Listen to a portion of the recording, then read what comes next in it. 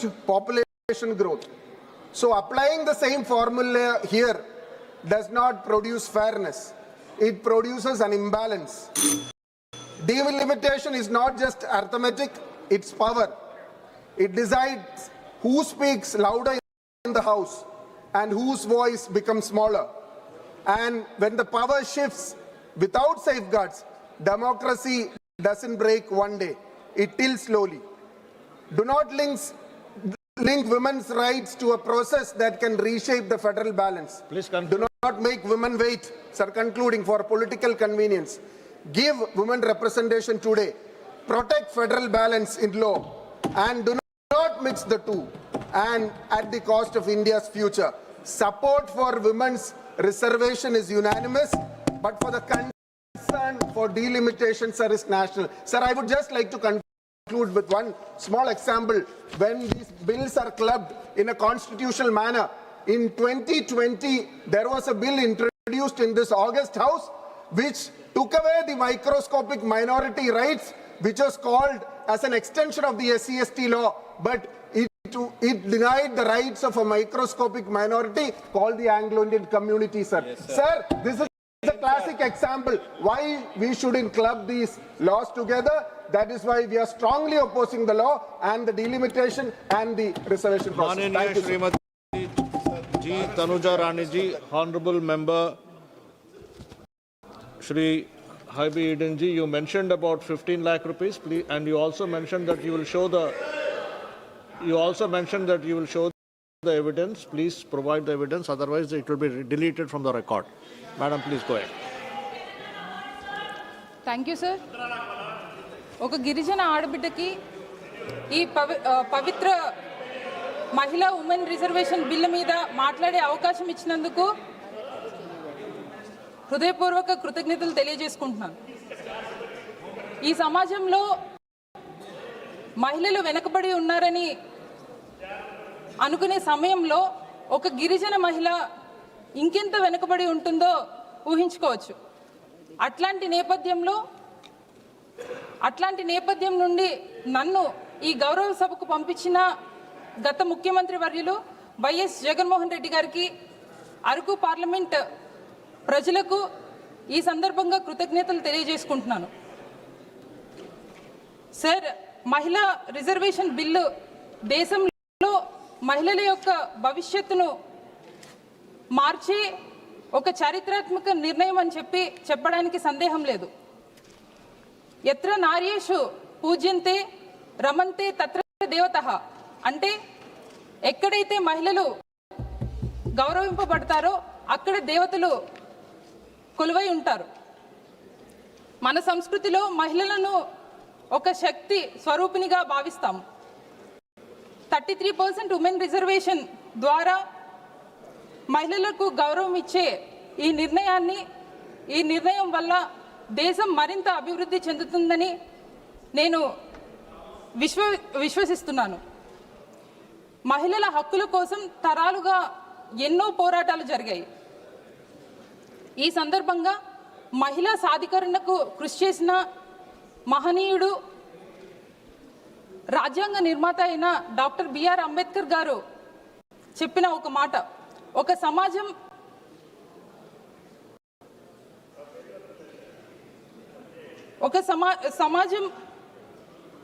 ముందుకు వెళ్తుందో అంచనా వేయాలంటే ఆ సమాజంలో మహిళలు ఎంత ముందుకు వెళ్తున్నారో చూడాలి అని. ఈ మహనీయుడి యొక్క ఆలోచనలను ఆచరణలోకి పెట్టిన నాయకుడు వైఎస్ జగన్మోహన్ రెడ్డి గారని చెప్పడంలో చాలా గర్వపడుతున్నాను. సార్, మహిళలకు 50% రిజర్వేషన్ని అందించాలనే ఆలోచించడమే కాకుండా 2019 నుండి 2024 వరకు అది అమలుపరిచి చేసి చూపించారు. ఆంధ్రప్రదేశ్ రాష్ట్ర చరిత్రలోనే తొలిసారిగా ఒక మహిళను డిప్యూటీ సీఎంగా, ఒక మహిళను హోమ్ మినిస్టర్గా, క్యాబినెట్లో 4 మహిళలను మంత్రులుగా చేసి చూపించి మహిళల యొక్క గౌరవప్రదమైన ప్రాతినిధ్యం కల్పించారు. లోకల్ బాడీ ఎలక్షన్స్లో నామినేటెడ్ పోస్టుల్లో సర్వీస్ కాంట్రాక్టుల్లో 50% మహిళలకు అవకాశం కల్పించారు. అంతేకాక మహిళల కోసం అమలుపరిచే సంక్షేమ పథకాలు అమ్మఒడి, వైఎస్ఆర్ చేయూత, వైఎస్ఆర్ ఆసరా ఇలానే పేద ప్రజలకు అండగా ఉండి ఇళ్ల పట్టాలు కూడా మహిళల పేరునే అందించిన ప్రజానాయకుడు వైఎస్ జగన్మోహన్ రెడ్డి గారని గర్వంగా చెప్తున్నాను. దిశ పోలీస్ స్టేషన్ని స్థాపించి దిశ యాప్ ద్వారా మహిళలకు రక్షణ కల్పించారు. ఆర్థిక సామాజిక వర్గాల్లో మహిళలు బలోపేతంగా ఉండాలని చెప్పి ఎన్నో కార్యక్రమాలు అమలు పరిచారు. 2019 నుండి 2024 వరకు ఈ పీరియడ్లో స్వర్ణయుగంగా మార్చారు. అంతేకాక మహిళలు ఆత్మవిశ్వాసంతో గౌరవంతో జీవించేలా చేశారు. చివరిగా ఒక ముఖ్యమైన విషయాన్ని ప్రస్తావిద్దాం అనుకుంటున్నాను సార్. దేశంలో మహిళా రిజర్వేషన్ బిల్లు వచ్చిందని మహిళలందరూ ఆనందించే ఈ సమయంలో ఆంధ్రప్రదేశ్ రాష్ట్రంలో మహిళలపై దాడులు పెరుగుతుందేమోనని ఆందోళనగా ఉంది. ప్రతిరోజు ఏదో ఒక చోట హింసాత్మక ఘటనలు జరుగుతూనే ఉన్నాయి. 1 మినిట్. నంద్యాల జిల్లా ముచ్చిమర్రి ఘటన వంటి సంఘటనలు నిజంగా బాధాకరం. మరీ ముఖ్యంగా అధికార పార్టీలో ఉన్న ప్రజాప్రతినిధులు మమ్మల్ని వేధిస్తున్నారు, మమ్మల్ని హెరాస్ చేస్తున్నారు అని విక్టిమ్స్ ఒక మహిళ వచ్చి కంప్లైంట్ చేసినా కూడా పోలీసులు ఎటువంటి చర్యలు తీసుకోకపోవడం నిజంగా చాలా దురదృష్టకరం. కనీసం ఇట్లాంటి విషయాల మీద అధికారంలో ఉన్న ప్రజాప్రతినిధులు ఒక అసెంబ్లీలో కానీ ఒక పార్లమెంట్ లో కానీ ఈ విషయాన్ని చర్చించలేదు. కానీ ఈ రోజు సార్ ఒక్క నిమిషం కానీ thank you sir. Sir Yes, sir. Please carry on, sir. Sir, thank you very much, sir. Since Mrs. Kanimuli Karunanidhi, honorable member from DMK, spoke in detail about the legislative package of these 2 acts and the dubious measures being taken by the government to push this bill. Please. Sir, you're speaking, sir. It is your turn. Sir. Sir, I do not want to comment more because the exhaustive speech. Sir, how can? No. I have given time to Sir, him. He is speaking from your party. Mrs. Kanimuli had made an exhaustive and elaborate speech. So and once gave again. No, one second, sir. No, he's from your party. You don't want him to speak? Please tell me. No, please tell me. No. I have given time to him. He's from your party. You don't want him to speak. Whether conclude or not, I will decide, not you. Please. Yes, sir. Sir, Yes, sir. House is sir. not in order. No, sir. It is in order, sir. If it is not in order, it is Sir, basically sir. because of Since, your own party. sir, a detailed, elaborative speech that has been delivered by Mrs. Kanimuli Karunanidhi from a party, where she explained the dubious activities, covered these 2 acts, which was piloted by this government. I want to make very small time to exercise my right. Sir, I never intended to take part in this debate, but I took a firm decision. I want to say a few words before this House after hearing the speeches of Home Minister and the Prime Minister. Sir, it is very strange. 2 bills having approved by the Cabinet under the chairmanship of the Prime Minister have been placed on the table and it is being under consideration, and both the 2 exalted executives, none other than the Prime Minister and the Home Minister, completely deviated from the substance and pith of the bill, and they are giving justification on the other diabolical ways. It is strange to the Parliament. Not only strange, I categorically accuse both the Prime Minister and Home Minister and this government together undermine the parliamentary democracy and parliament values. I will explain. Sir, our apprehension is having heard the speech of the Home Minister, nothing will be done to the Tamil Nadu or southern states. What he says is, sir, our apprehension is Tamil Nadu will be put into trouble. But whereas the Home Minister says there will be an approximate 50% increase. Tamil Nadu suffers no loss. Kerala will have 30 MPs. It is an artificially created apprehension in the mind of the southern states. Sir, the apprehension in the mind of the southern states, not in the year 2010 or 2011 or 2026, the apprehension in the mind of the makers of the constitution itself, north and south divide. Sir, the states were formulated under the statutory provisions of the State Organization Bill. The states were organized by Dr. Ambedkar and other committee on the basis of the linguistic states. I think that I am correct. The states were formed in 1956 by a statutory measures under the guise of linguistic states. When the linguistic states idea was put forth before this parliament, even period 5 years, Ambedkar wrote a very clear book, which was the bedrock and backbone for this act statutory. Sir, thus in that book he says, there is a divided north and south. Sir, Ambedkar says in his book, I quote, the north is Hindi speaking, the south is non-Hindi speaking. Most people do not know what is the size of the Hindi speaking population. It is as much as 48% of the total population of India. Fixing one eye on this fact, one cannot fail to say that the Commission's effort, that is the delimitation committee that time, formulating the states, Commission's effort will result in consolidation of the north and balkanization of the south. Can the south tolerate the dominance of the north? I may now not to be breach of a secret if I reveal to the public what happened in the Congress party meeting when draft constitution in India was being considered on the issue of adopting Hindi as a national language. There was no article which proved more controversial than Article 115, which deals with the question. No article produced more opposition. No article more heat. After a prolonged discussion, when the question was put, the vote was 78 against 78. The tie could be resolved. After a long time, when the question was put to the party meeting, the result was 77 against 78 for Hindi. Hindi won its place as a national language by one vote.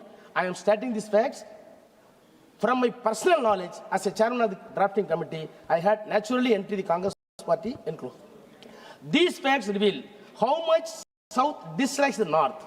This dislike may grow into hatred if the North remains consolidated and the South becomes disintegrated, and if the North continues to exercise a disproportionate influence on the politics of India, and I am quote.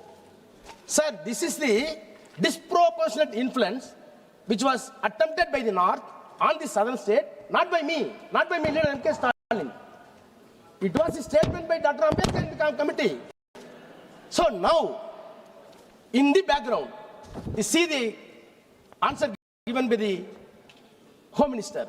Home Minister says, sir, there will be only 50% increase. There will be no damage for Tamil Nadu or Kerala or southern state. Sir, my apprehension is, then why come for these legislations? If the Home Minister is standing before the House, don't worry, I will take off everything. Then what is the purpose of the two bills? What is the two bills says?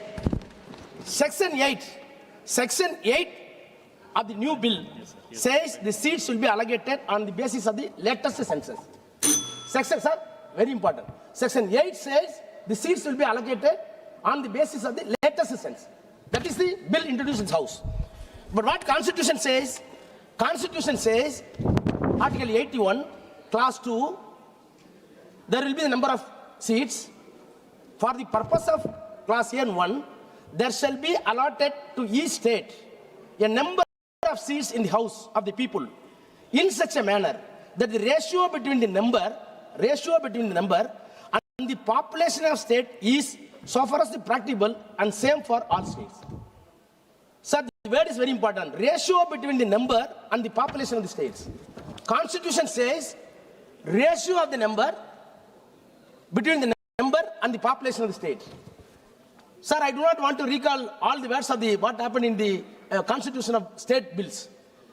When we formed the linguistic states, Ambedkar was very clear, according to G.P. Bant and other members, when we are forming the one state, one language, the reason is the language, civilization, culture, and all ethnicity values of the particular state. Who speaks one language, who adopted one culture, should be reflected in the assembly. All codification of laws and whatever the rules going to be framed, it should reflect the people of the state, since they are adopting the one language. If it is a collection of the state, is it not fair on the part of the government Please to conclude, take all the ways of the states Sir, please from the linguist states? It should be collected. Please conclude. But whereas Prime Minister says, Home Minister says, don't worry, nothing will happen. But on the other hand, Constitution is against you. The present bill is against you. It is very strange. Number 1 and number 2 of this country is completely misguiding the Parliament with wrong data without any reason. Sir, I conclude, sir. I conclude. In the name of women's right, Prime Minister wants to say we wanted to protect women's right. If anybody opposing this bill, they will be anti-woman. Sir, in the name of the women's right, the government is going to promote discrimination among the states. By the discrimination, you want to promote north-south divide. By this divide, you want to have a perpetual rule in the center. By the perpetual power, you want to establish theocratic state. By theocratic state, you want to impose one nation, one language, one culture. We will not permit your dream to turn into reality. Our state, our Chief Minister will not permit to the Tamil Nadu. We will oppose it. Thank you, sir. माननीय श्री जयंत बासुमतारी जी,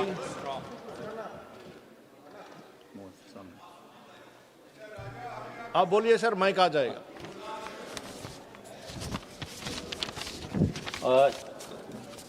धन्यवाद sir, आपने मुझे the constitution 131st amendment bill 2026 और the delimitation bill 2026 पे बोलने के जो मौका दिया.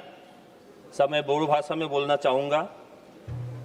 गिबियावनो मानगोनां आफादगिरिनिसिम आङो साबायखर जासियो जे the constitution 131st amendment bill 2026 आरो दा डिलिमिटेशन बिल 2026 नि सायाव बुंनो सम होनायनि थाखाय नोंथांनो साबायखर बावो.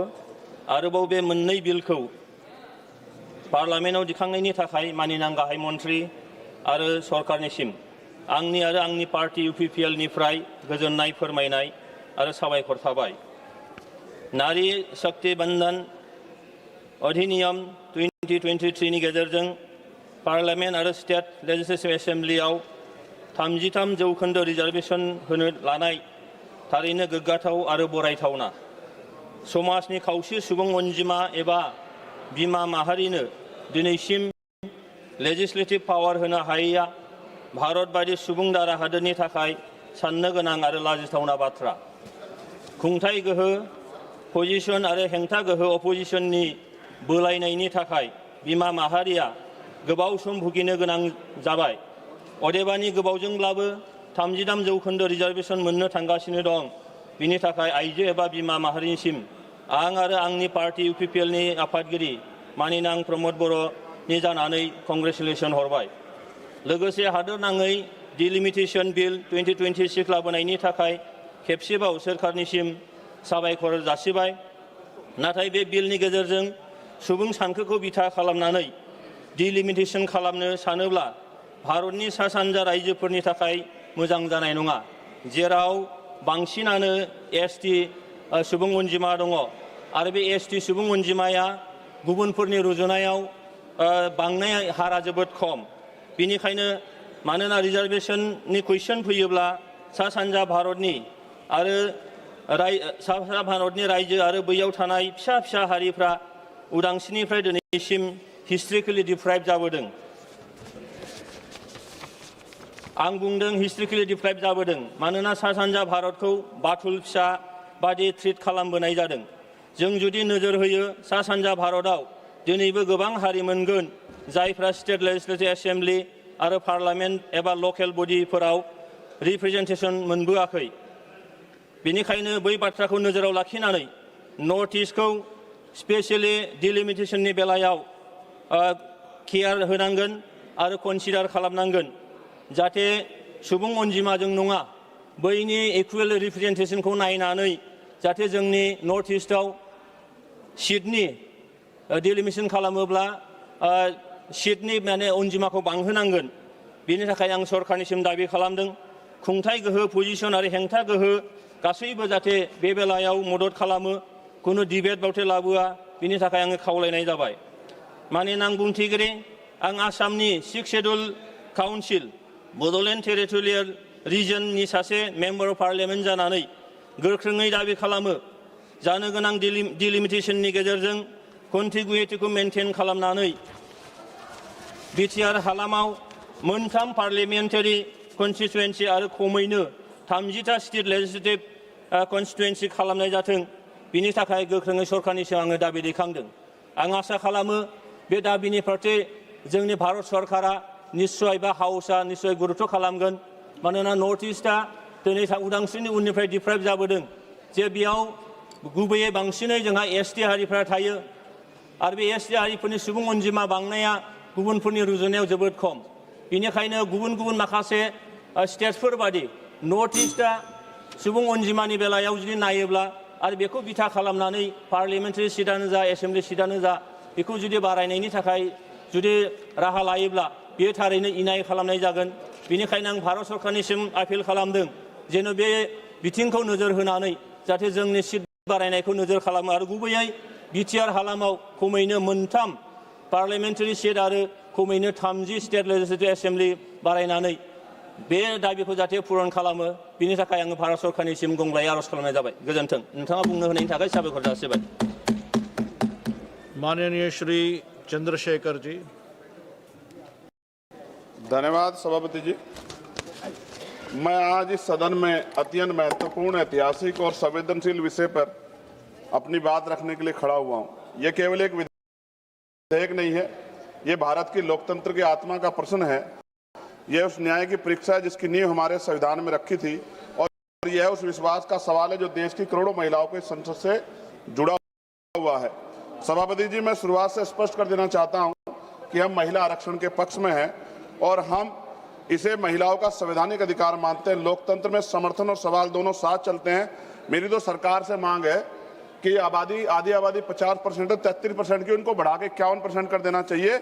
जब बराबरी महिलाओं को तो सदियों से नहीं मिला, जो वो बढ़ के मिलना चाहिए। सरकार की और हाउस की ये मंशा होनी चाहिए। सभापति जी, लेकिन आरक्षण से पहले सुरक्षा के बारे में तो बताना चाहिए कि एनसीआरबी का डेटा क्या कह रहा है। तमाम सरकारों में महिलाओं पर हिंसा हो रही है, इसका जवाब भी सरकारों को देना चाहिए कि जब महिला सुरक्षित नहीं होंगी तो उनके अधिकार की रक्षा कैसे होगी। जब हम महिला सशक्तिकरण की बात करते हैं तो ये कोई नई सोच नहीं है, ये उस परंपरा की निरंतरता है जहां सावित्रीबाई फूले, मां रमाबाई, अहिल्याबाई होलकर, फातिमा शेख, झलकारी बाई, महुदा देवी पासी, अवंतिकाबाई लोधी, मां फूलन देवी जैसी वीरांगनाओं के संघर्ष हमारे सामने उदाहरण है। बाबा साहब अम्बेडकर जी ने संविधान बनाते हुए कहा था कि हम एक ऐसे संविधान को बना रहे हैं जहां हर नागरिक को समान अधिकार देगा, चाहे वह पुरुष हो या महिला। हमें याद रखना चाहिए, उन्होंने कहा था कि मैं किसी भी समाज की प्रगति को महिलाओं की प्रगति से मापता हूं। बाबा साहब अम्बेडकर जी ने सबसे बड़ा क्रांतिकारी कदम था वो हिंदू कोड बिल था। उन्होंने उसमें महिलाओं को संपत्ति में अधिकार, विवाह और तलाक में बराबरी, गोद लेने का पूरा अधिकार था। और इसके जब वो सफल नहीं हो पाए तो उन्होंने कानून मंत्री पद से इस्तीफा दे दिया। सभापति जी महोदय, 73वें 74वें संविधान संशोधन जिसके तहत अनुच्छेद 243D और 243T में स्थानीय निकायों में महिलाओं के लिए आरक्षण सुनिश्चित किया गया। आज लाखों महिलाएं पंचायत और नगर पालिकाओं नेतृत्व कर रही है। वो अलग बात है कि बहुत बड़ी संख्या में महिला प्रतिनिधि अपने निर्णय स्वतंत्र रूप से नहीं ले पाती, क्योंकि हमारे समाज ने भी पुरुषों और महिलाओं की बराबरी को स्वीकार नहीं किया। कहीं पिता, कहीं पुत्र, कहीं पति उनके निर्णय लेते हैं। ऐसा बहुत बड़े पैमाने पर देखा गया। भाषण चाहे कुछ भी दिया जाए, लेकिन सत्यता यही है। सभापति जी, मान्यवर काशीराम साहब कहा करते जिसकी इतनी संख्या बारी उसकी इतनी हिस्सेदारी। इन्हीं विचारों की कसौटी पर अगर वर्तमान महिला आरक्षण कानून को परखा जाए तो स्पष्ट हो जाता है कि 33% आरक्षण आधी आबादी के साथ पूर्ण न्याय नहीं करता। और यदि 33% आरक्षण दे भी दिया तो सबसे बड़ा प्रश्न यह उठता है कि SC, ST और OBC और मुस्लिम वर्ग की महिलाओं को वास्तविक प्रतिनिधित्व कैसे मिलेगा, क्योंकि वर्तमान व्यवस्था में कोटे के अंदर कोटे कोई प्रावधान नहीं है। इसका सीधा अर्थ यह है कि आरक्षण उन वर्गों तक सीमित रह सकता है जिनके पास पहले से ही सामाजिक, आर्थिक और राजनीतिक संसाधनों तक पहुंच है। ऐसे में दलित, आदिवासी, पिछड़े और मुस्लिम वर्ग की महिलाओं जो सबसे अधिक वंचित है वो हाशिए पर रह जाएंगी फिर से। प्रतिनिधित्व से बाहर रह जाएंगी। ये न केवल महिलाओं के अधिकारों के साथ अन्याय है, बल्कि सामाजिक न्याय की अवधारणा के भी खिलाफ। आज जरूरत है केवल आरक्षण देने की नहीं, बल्कि न्यायपूर्ण और समावेशी आरक्षण सुनिश्चित करने की है। आप तो कोटे में उपवर्गीकरण यानी कि कोटे के अंदर कोटे की बात करने वाले हैं, तो महिला आरक्षण में इसे लागू करने के पीछे आप लोग क्यों रह गए? क्योंकि जब तक सबसे वंचित महिलाओं को उनका हक नहीं मिलेगा, तब तक कोई भी आरक्षण अधूरा ही रहेगा। ये लड़ाई केवल आरक्षण की नहीं, ये लड़ाई बराबरी, सम्मान और असली लोकतंत्र की है। सभापति जी, मैं इस सदन के माध्यम से हो रही चर्चा के बीच एक मूलभूत प्रश्न उठाना चाहता हूं। सामाजिक न्याय की वास्तविक स्थापना कैसे होगी? हम सब जानते हैं कि बाबा साहब अम्बेडकर ने दलितों और वंचितों समाज के राजनीतिक सशक्तिकरण के लिए पृथक निर्वाचन की मांग की थी। उसका स्पष्ट मत था कि जब तक दलित समाज में को अपने प्रतिनिधि स्वयं चुनने का अधिकार नहीं मिलेगा, तब तक उनका वास्तविक सशक्तिकरण संभव नहीं है। लेकिन परिस्थितिवश पूना पैक्ट के कारण ये मांग अधूरी रह गई, क्योंकि गांधी जी अनशन पर बैठ गए थे। मैं इतिहास को नहीं दोहराना चाहता, लेकिन उस समझौते ने दलितों को आरक्षण तो दिया, लेकिन स्वतंत्र राजनीतिक आवाज छीन ली। माननीय सभापति जी, बहुजन आंदोलन के महानेता काशीराम जी ने अपनी प्रसिद्ध पुस्तक चमचा युग में भी इस व्यवस्था की सीमाओं को उजागर किया है कि कैसे वर्तमान राजनीतिक ढांचे में दलित प्रतिनिधि अक्सर स्वतंत्र नहीं रह पाते, अपने समाज से ज्यादा अपनी पार्टी के प्रति समर्पित हो जाते हैं। यही हाल पिछड़े वर्ग के नेताओं का भी है। अगर आप सही मायने में दलितों को, महिलाओं को, पिछड़े वर्ग को आरक्षण देना चाहते हैं, लाभ देना चाहते हैं, अगर आप वास्तव में उन्हें संसद में सतत रूप से लाना चाहते हैं, तो वक्त आ गया कि उनके लिए पृथक निर्वाचन की व्यवस्था की जाए, क्योंकि बिना स्वतंत्र राजनीतिक प्रतिनिधि के आरक्षण केवल एक संख्या बनकर रह जाएगा, सशक्तिकरण नहीं बन पाएगा। अगर हम सच में सामाजिक न्याय चाहते हैं, तो हमें आधे अधूरे समाधान नहीं, बल्कि साहसिक और मूलभूत निर्णय लेने होंगे। उसके लिए पृथक निर्वाचन की व्यवस्था करनी पड़ेगी। लोकसभा की तरह सभापति जी, राज्यसभा की सीटों में वृद्धि होनी चाहिए। वर्तमान में राज्यसभा की सीटें लोकसभा की सीटों के लगभग 45% है, इसलिए लोकसभा सीटों को बढ़ाने के बाद राज्यसभा की सीटें बढ़ाकर 850 का 45% यानी कि लगभग 383 सीटें होनी चाहिए। सरकार ने अगली जनगणना में, जब गृह मंत्री बोल रहे थे, उन्होंने कहा था कि जातिगत जनगणना कराएंगे, वादा किया था। अगली जनगणना में SC ST OBC की जनगणना की जनसंख्या की गणना के बाद अब समय आ गया है कि राज्यसभा, विधानसभा, विधान परिषद में भी SC ST की तरह OBC वर्ग के लोगों को जनसंख्या के अनुपात में आरक्षण दिया जाना चाहिए, जहां जहां भी अब तक लागू नहीं है। और पिछड़ी और अति पिछड़ी जातियों को भी लोकसभा और विधानसभा में आरक्षण की व्यवस्था हो, जैसे SC ST के लोगों को है। सभापति जी, हमारा संविधान कहता है कि प्रतिशत जनसंख्या के आधार पर होना चाहिए, साथ ही संघीय संतुलन को भी बना रहेगा। 1976 और 2001 के परिसीमन को रोकने का निर्णय इसलिए लिया गया था क्योंकि उस समय यह समझ थी कि अगर केवल जनसंख्या के आधार पर किया गया तो राज्य जनसंख्या नियंत्रण में सफल, जो राज्य जनसंख्या नियंत्रण में सफल रहे, वे नुकसान में चले जाएंगे। सरकार तो कहती है कि प्रक्रिया निष्पक्ष होगी, लेकिन सवाल उठता है क्या इसके लिए सभी राज्यों का व्यापक परामर्श हुआ? क्या कोई सर्वदलीय समिति बनाई गई? क्या राज्यों की सहमति ली गई? अगर नहीं तो ये प्रक्रिया सहमति से नहीं, सख्ती से लागू की जा रही है। मेरी मांग है कि परिसीमन से पहले सर्वदलीय समिति बनाई जाए, राज्यों के बीच संतुलन बनाए रखने के लिए कोई फॉर्मूला तैयार हो। और मेरी मांग है कि राज्य पुनर्गठन के प्रस्ताव है सरकारों के पास, ये परिसीमन से पहले राज्य पुनर्गठन के बारे में सोचा जाए, क्योंकि इतने बड़े बड़े प्रदेशों में उनका भला नहीं हो सकता है। इसलिए बेहतर प्रदेश बनाने के लिए हमें पुनर्गठन के बारे में सोचना चाहिए। सभापति महोदय, महिला आरक्षण कोई राजनीतिक कार्यक्रम नहीं है, महिलाओं का अधिकार है, इसे वोट बैंक की राजनीति से ऊपर उठकर देखना चाहिए। और अखिलेश जी, सभापति जी खत्म करते हुए, अखिलेश जी यहाँ बैठे हुए हैं, मैं उनसे भी आग्रह करूंगा, राजनीति में one vote one man one vote one value के सिद्धांत पे लोकतंत्र टिका हुआ है। आप देखिए कि दिल्ली की आबादी क्या है और उनको मिल क्या रहा है। हम साउथ के प्रदेशों की चिंता करते हैं, लेकिन क्या ये जो हमारा प्रदेश है, उत्तर भारत है, क्या इधर नहीं देखना चाहिए? अगर हम लोग करीब से देखेंगे अखिलेश जी, तो 2011 की जनगणना के अनुसार ये समझिए कि उत्तर प्रदेश की आबादी 20 करोड़ थी उस समय, और 20 करोड़ का मतलब हमें आज 140 सीटें मिलनी चाहिए। राजस्थान के साथ भी छल हो रहा है, मध्य प्रदेश के साथ भी, बिहार छत्तीसगढ़ के साथ भी, हरियाणा के साथ भी, पंजाब के साथ भी। मेरी ये मांग है कि हम राजनीतिक भाईचारा निभाते हुए ये ना भूल जाए कि हमारे प्रदेशों के क्या हाल है। आप समझ के देखिए, एक MP कितने क्षेत्रों को कवर कर सकता है? इतनी बड़ी बड़ी लोकसभाएं बनी है। तो ये आज आवश्यकता है कि हम उत्तर का भी ध्यान रखें, हम लोग नॉर्थ का भी ध्यान रखें, और ऐसा कॉमन मिनिमम प्रोग्राम बनाए जिसमें उत्तर प्रदेश का जो 20 सीटों का नुकसान हो रहा है, अगर ये लागू हो जाएगा तो भी वो 20 सीटों का नुकसान की भरपाई कैसे होगी, इसके बारे में ध्यान रखते हुए, और पिछड़े वर्ग की महिलाओं को, मुस्लिम वर्ग की महिलाओं को, और पिछड़े और अति पिछड़े समाज को लोकसभा और विधानसभा में भी आरक्षण की व्यवस्था करानी चाहिए। ऐसी मेरी मांग है। बहुत बहुत धन्यवाद। जय भीम, जय भारत, जय संविधान। बाबा साहब अम्बेडकर जिंदाबाद। मान्यवर काशीराम साहब अमर रहे। Honorable Minister Shri H.D. Kumaraswamy ji. Honorable Speaker, sir, thank you for giving me the opportunity to speak in this August House on such a historic occasion. Sir, I have said this before, and I say it again today. Under the leadership of our Honorable Prime Minister Shri Narendra Modi ji, India is going through a phase of deep and meaningful transformation. We are witnessing changes that will be remembered as defining milestones in our nation's journey. After nearly 75 years of independence, our government has taken a truly path-breaking step by ensuring fair and meaningful reservation for women in the Lok Sabha and state legislative assemblies.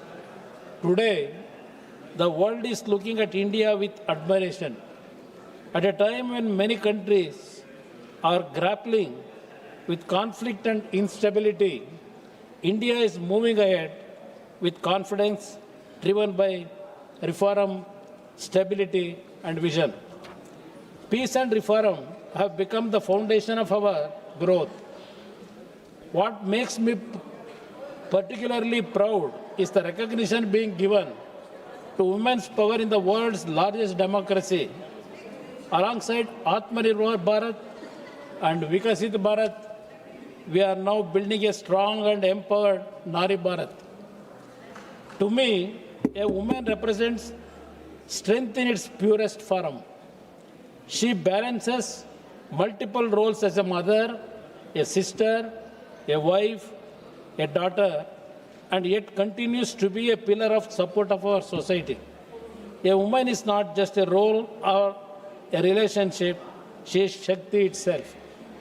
This reservation should not be seen as a favor.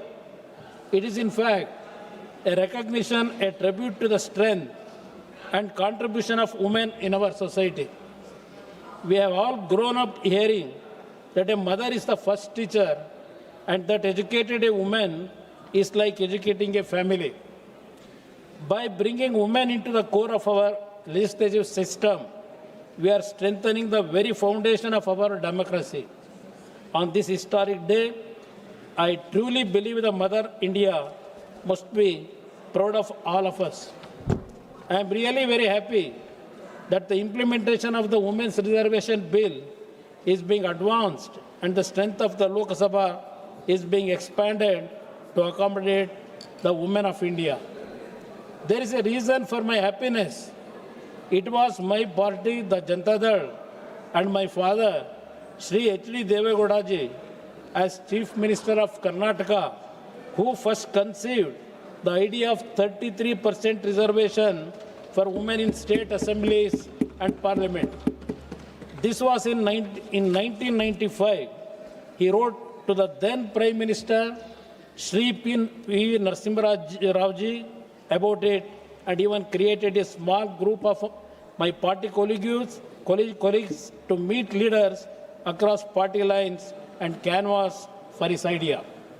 Shri Devegowda ji became the Prime Minister in 1996 and showed enormous courage and commitment to bring his idea of women's reservation to Parliament as the 81st Constitutional Amendment in September 1996.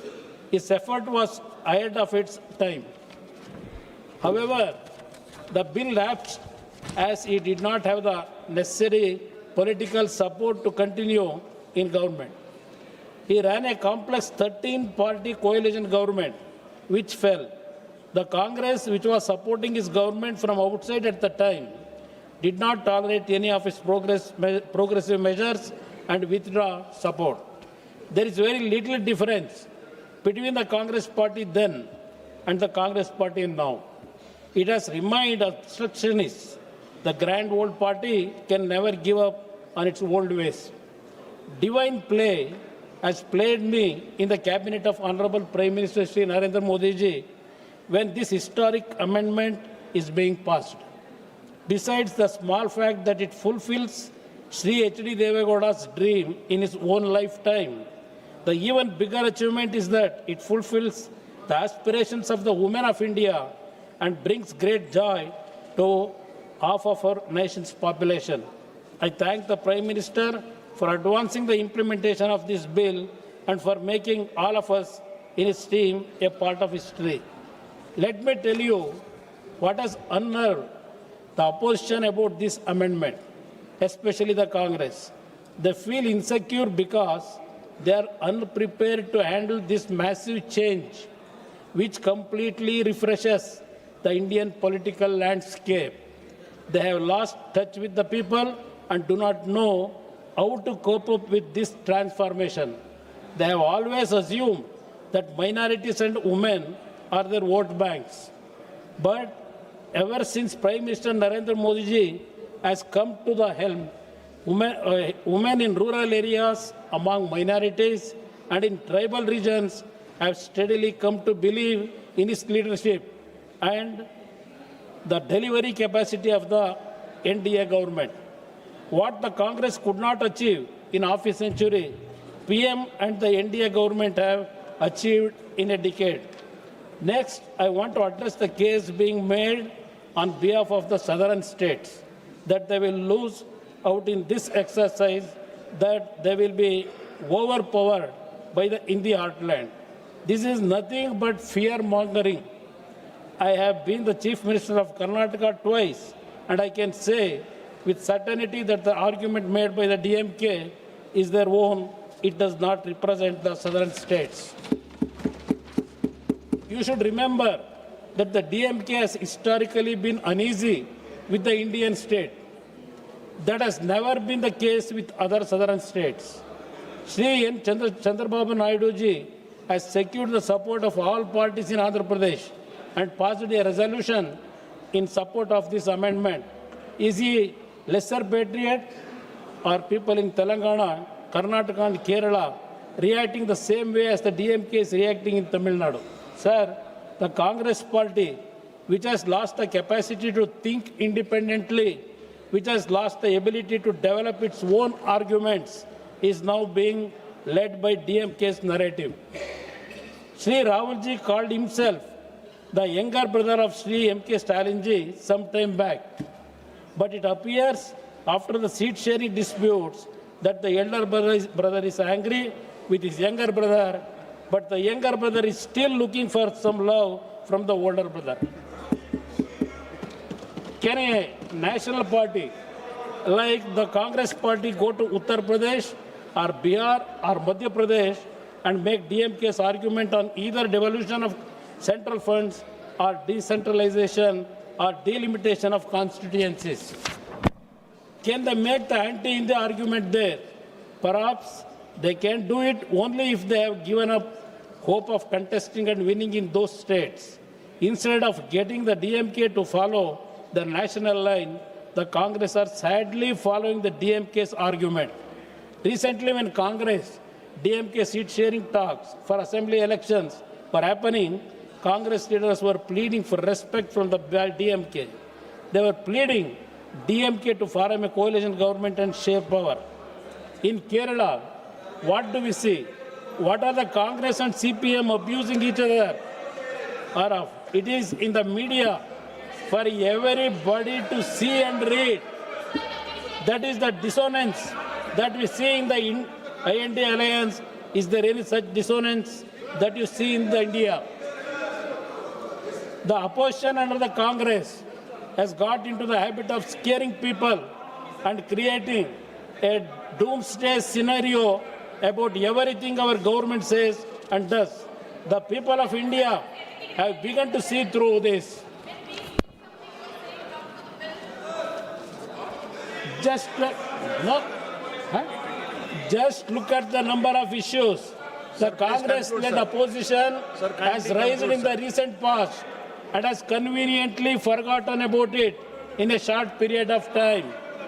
Sri Rahul ji, who does not understand the head or tail of caste-based reservation, argued at one point of time that reservations should be proportional to the size of the caste population.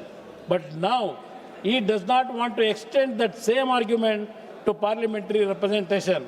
He and his party do not want more MPs representing a smaller size of constituents. India is 13.5 times larger than United Kingdom, but it has lesser number of MPs than UK's House of Commons. They have 650. Even when the strength of the Lok Sabha goes up to 850 in terms of proportionally representing India's population size, it will still be less than that of UK, but it is a huge step forward. Sir, kindly No, conclude, there is no reduce. There is no reduce. Sir, kindly conclude, We are sir. getting 14 seats. Now we are 28. Now we are representing 28 seats. It will go up to 42. We are rising. When Prime Minister Modi ji planned the new parliament building, it was obvious and it was stated clearly that infrastructure was being expanded to accommodate more MPs after the delimitation process. But now the opposition behaves as if they knew nothing. The delimitation argument that the opposition had picked up is now irrelevant because our government has assured a 50% flat increase of parliament seats across the states. That means no state loses what they already have. In fact, they will gain. This gain is not just for the states, but for Indian democracy as a whole. Let me remind the opposition that the campaign to save democracy in 2024, Modi ji has shown the real way to strengthen democracy by empowering the women of this nation. I conclude by saluting his vision. Thank you, sir. माननीय श्रीमती संजय रे madam.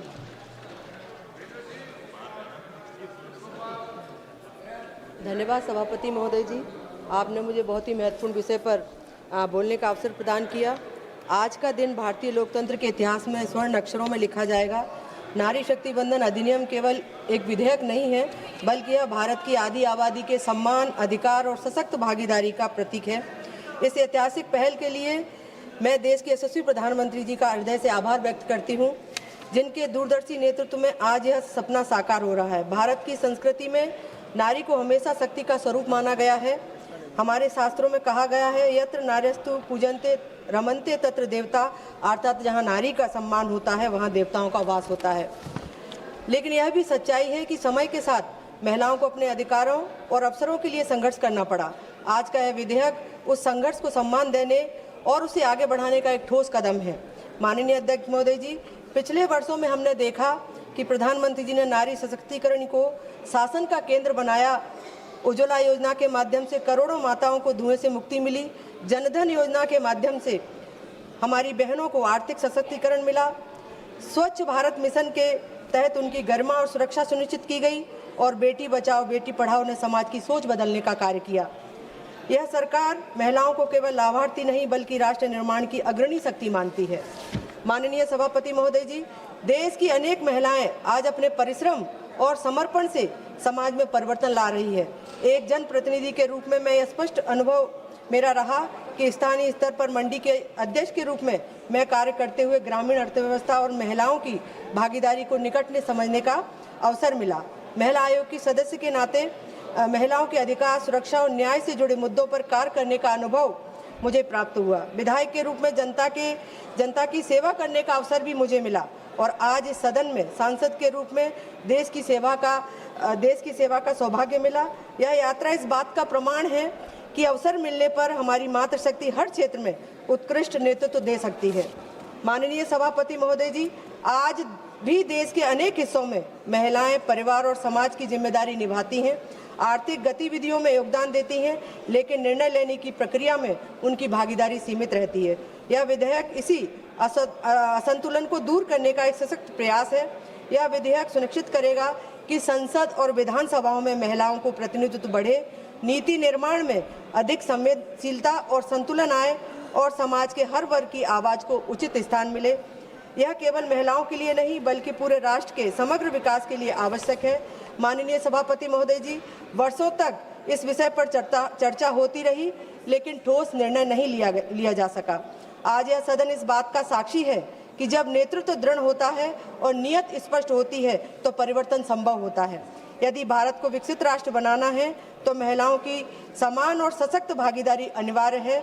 जब महिलाएं आगे बढ़ती हैं तो परिवार सशक्त होता है और समाज सशक्त होता है और राष्ट्र सशक्त होता है। माननीय सभापति महोदय जी, यह विधेयक आने वाली पीढ़ियों के लिए एक मजबूत आधार तैयार करेगा।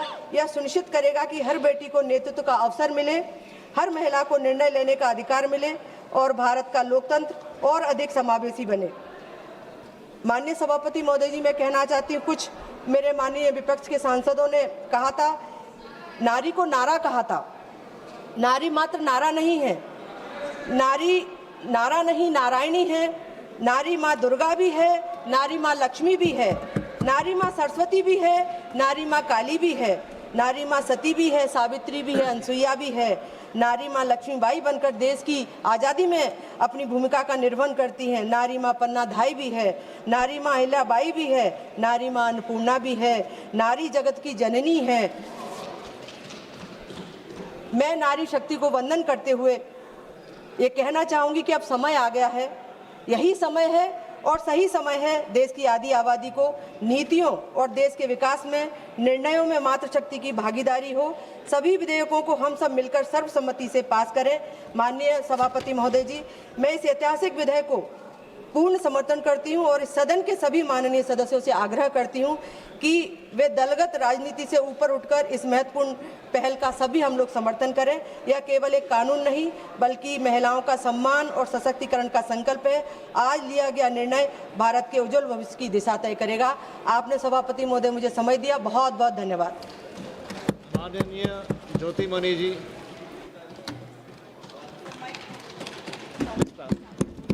நூற்றி 31வது அரசியல் சாசன திருத்த மசோதா உள்ளிட்ட மசோதாக்களின் மீது பேச வாய்ப்பளித்தமைக்கு நன்றி.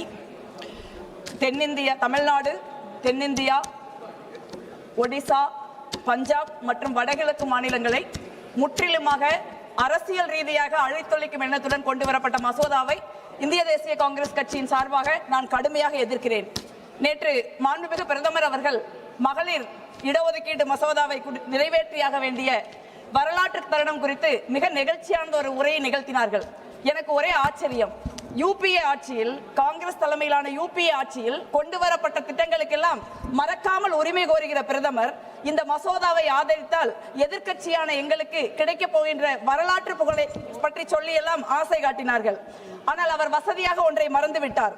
இதே அவையில் 2.5 ஆண்டுகளுக்கு முன்பு 2023 செப்டம்பர் மாதத்தில் இந்த வரலாற்று சிறப்புமிக்க மகளிர் இடஒதுக்கீடு மசோதா அனைத்து கட்சிகளின் ஆதரவுடன் நிறைவேற்றப்பட்டு விட்டது.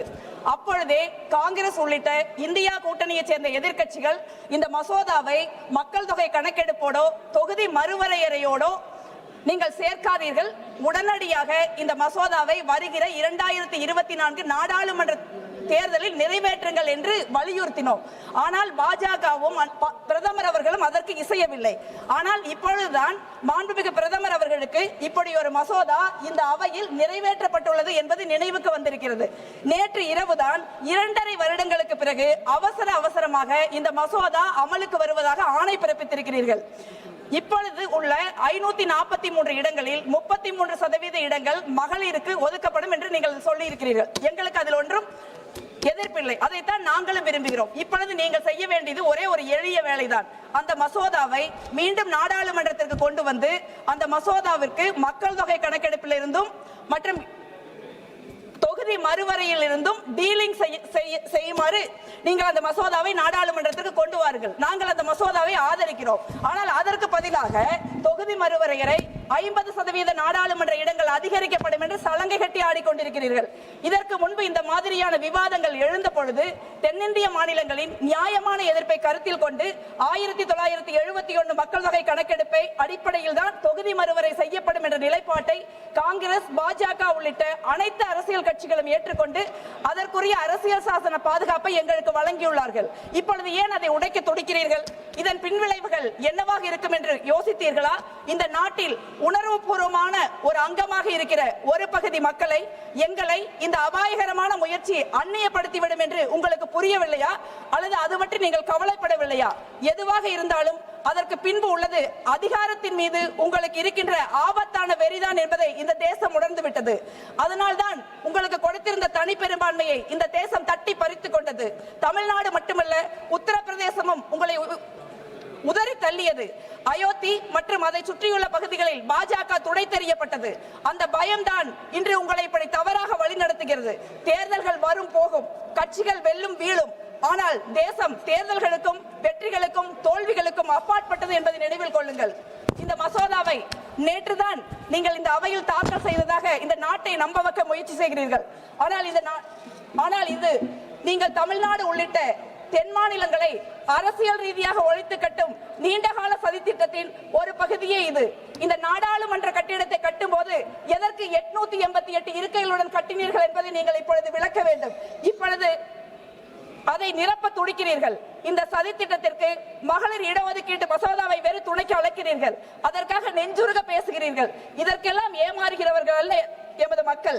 8 கோடி தமிழ் மக்களுக்கும் ஏற்கனவே காது குத்தப்பட்டிருக்கிறது. இதற்கு துணையாக ஒரு தொகுதி மறுவரையறை ஆணையத்தை நீங்கள் பரிந்துரைக்கிறீர்கள். அதற்கு உச்சநீதிமன்ற நீதிபதி ஒருவர் தலைவராக இருப்பார். அவரை யார் நியமிப்பார்? அரசாங்கமான நீங்களே நியமிப்பீர்கள். அதில் உறுப்பினராக தலைமை தேர்தல் ஆணையரோ அல்லது அவரால் நியமிக்கப்படுகிற ஒரு தேர்தல் ஆணையரோ இருப்பார்கள். யார் இந்த தலைமை தேர்தல் ஆணையர்? இந்த நாட்டில் அமித்ஷா அவர்களுக்கு பிறகு பாஜக தேர்தலில் வெல்வதற்கு கடுமையாக உழைக்கின்ற ஒருவர் இருக்கிறார் என்றால் அவர் இந்த எஸ்ஐஆர் புகழ் ஞானேஷ்குமார் அவர்கள்தான். அவர் எவ்வளவு நியாயமானவர் என்பது இந்த உலகத்திற்கே தெரியும். அவர் இருக்கிற இந்த ஒரு மசோதாவை ஆதரித்து நீங்கள் வாக்களிக்க வேண்டும் என்று எதிர்பார்க்கிறீர்கள். மேலும் இரு மாநிலங்களில், தமிழ்நாடு மேற்கு வங்கம் உட்பட்ட 2 மாநிலங்களில் தேர்தல் நடந்து கொண்டிருக்கிறது. தீவிரமான பிரச்சாரம் நடைபெறக்கூடிய சூழல்களில் நாடாளுமன்ற உறுப்பினர்கள் அனைத்து பகுதிகளிலும் பிரச்சாரம் செய்ய வேண்டியிருக்கிறது. ஆனால் நாடாளுமன்றத்தை கூட்டுகிறீர்கள். ஏன் மே 4ஆம் தேதி தேர்தல் நடந்து முடிந்து வாக்கெடுப்பு முடிவுகள் வெளிவந்த பிறகு இந்த மசோதாவை இந்த நாடாளுமன்றத்தில் தாக்கல் செய்தால், நாடாளுமன்றத்தை கூட்டினால் ஏன் வானம் இடிந்து உங்கள் தலையில் விழுந்து விடுமா? உங்களுக்கு பாஜகவுக்கு தேர்தல் ஆணையம் வேலை செய்யும். ஆனால் எங்களை போன்ற எதிர்க்கட்சிகளுக்கு நாங்கள் தான் மக்களை சந்தித்து தேர்தலில் வெல்ல வேண்டும். அதனால் நாங்கள் இந்த அவைக்கு வரமாட்டோம், வாக்கெடுப்பில் கலந்து கொள்ள மாட்டோம். அதனால் இந்த சதிகார மசோதாவை நீங்கள் எளிதாக வெல்லலாம் என்று நினைத்திருந்தீர்கள். ஆனால் அது நடக்கவில்லை. 543 தொகுதிகளை மறுவரையறை செய்தால் தமிழ்நாட்டிற்கு 32 தொகுதிகள் தான் வரும். 7 நாடாளுமன்ற தொகுதிகள் குறையும். அது வெளிப்படையாக தெரியும். அதனால் தான் இந்த 50 தொகுதிகள் அதிகரிக்கப்படும், 39 தொகுதிகள் 59 தொகுதிகள் ஆகும் என்று அரசியல் நாடகம் நடத்துகிறீர்கள். இதையெல்லாம் புரிந்து கொள்ள முடியாத அளவிற்கு எமது தமிழ்நாட்டு மக்கள் முட்டாள்கள் அல்ல. நாங்கள் பகுத்தறிவு பாசறையில் வளர்ந்தவர்கள், அசாத்தியமான அரசியல் அறிவு உள்ளவர்கள். அதனால் தான் நாங்கள் உள்ளேயே உங்களை விடுவதில்லை. இந்த அவையில் உங்கள் மசோதாவை ஆதரித்து ஓட்டு போட தமிழ்நாட்டில் இருந்து, உங்கள் கட்சியில் இருந்தோ, உங்கள் கூட்டணி கட்சியான அதிமுகவில் இருந்தோ ஒருவர் கூட இல்லை என்பதை நினைவில் கொள்ளுங்கள். எமது மக்களின் அரசியல் அறிவு அவ்வளவு ஆழமானது. இந்த தேர்தலிலும் அதுவே நடக்கும் என்று மாண்புமிகு பிரதமர் அவர்களும் உள்துறை அமைச்சர் அவர்களும் எனது கேள்விக்கு பதிலளித்தார்கள். அவர்களுக்கு நன்றி. தென் மாநிலங்களுக்கு ஆபத்தில்லை என்று உறுதியளித்தார்கள்.